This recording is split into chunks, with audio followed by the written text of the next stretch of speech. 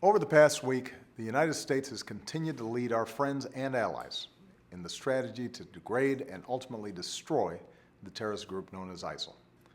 As I've said before, our intelligence community has not yet detected specific plots from these terrorists against America. Right now, they pose a threat to the people of Iraq, Syria, and the broader Middle East. But its leaders have threatened America and our allies. And if left unchecked, they could pose a growing threat to the United States. So last month, I gave the order for our military to begin taking targeted action against ISIL. Since then, American pilots have flown more than 170 airstrikes against these terrorists in Iraq, and France has now joined us in these airstrikes. Going forward, we won't hesitate to take action against these terrorists in Iraq or in Syria. But this is not America's fight alone. I won't commit our troops to fighting another ground war in Iraq or in Syria. It's more effective to use our capabilities to help partners on the ground secure their own country's futures. We will use our air power. We will train and equip our partners. We will advise and we will assist. And we'll lead a broad coalition of nations who have a stake in this fight. This isn't America versus ISIL. This is the people of that region versus ISIL. It's the world versus ISIL.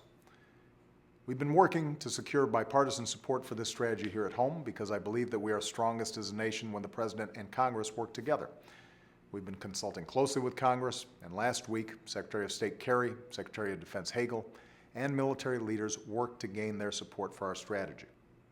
A majority of Democrats and a majority of Republicans in both the House and the Senate have now approved a first key part of our strategy by wide margins. They've given our troops the authority they need to train Syrian opposition fighters so that they can fight ISIL in Syria. Those votes send a powerful signal to the world. Americans are united in confronting this danger, and I hope Congress continues to make sure our troops get what they need to get the job done. Meanwhile, because we're leading the right way, more nations are joining our coalition. Over 40 countries have offered to help the broad campaign against ISIL so far, from training and equipment to humanitarian relief to flying combat missions. And this week, at the United Nations, I'll continue to rally the world against this threat.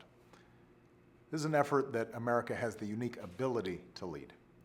When the world is threatened, when the world needs help, it calls on America. And we call on our troops, whether it's to degrade and ultimately destroy a group of terrorists or to contain and combat a threat like the Ebola epidemic in Africa. We ask a lot of our troops. But while our politics may be divided at times, the American people stand united around supporting our troops and their families. This is a moment of American leadership. And thanks to them, it's a moment that we will meet. Thanks.